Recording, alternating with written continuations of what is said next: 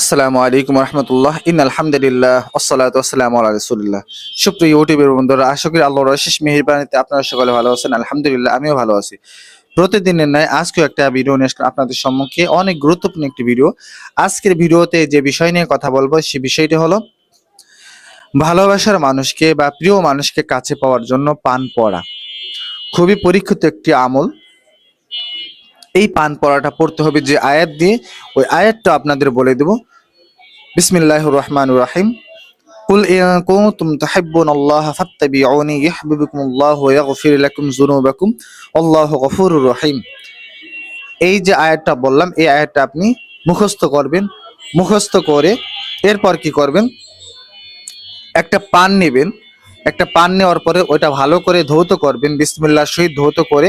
ধৌত করার পরে যে আয়াতটা আমি পড়লাম, এই আয়াতটা আপনি এই আয়াতটা আপনি 41 বার পড়বেন। 41 বার পরে 41 বার ফু দিবেন। আয়াতটা কিন্তু বেশি বড় না, আপনি যদি মুখস্থ করেন, মুখস্থ করার পরে 41 বার পরে 41 বার আপনি একটা পানে ফু দিবেন। পানে ফু দিয়ে ওই পানটা আপনি ভালো করে বেঁধে একটা পলিথিনের ভিতর রেখে, এরপর এই পানটা আপনি ভালো করে বেঁধে তারপর কোনো একটা গাছের সাথে ঝুলিয়ে রাখবেন।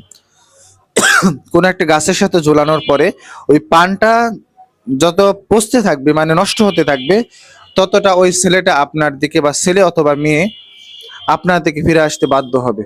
তো ইনশাআল্লাহ যেভাবে বললাম, আপনি যদি এভাবে করেন তাহলে অবশ্যই আপনি আপনার কাছের মানুষ, প্রিয় মানুষকে পাবেন ইনশাআল্লাহ আজিজ।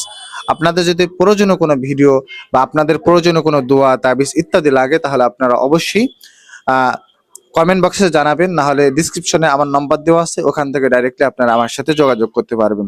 তো প্রিয় ভাই এবং বোনেরা, সকলে ভালো থাকবেন। আসসালামু আলাইকুম ওয়া রাহমাতুল্লাহি ওয়া বারাকাতুহু।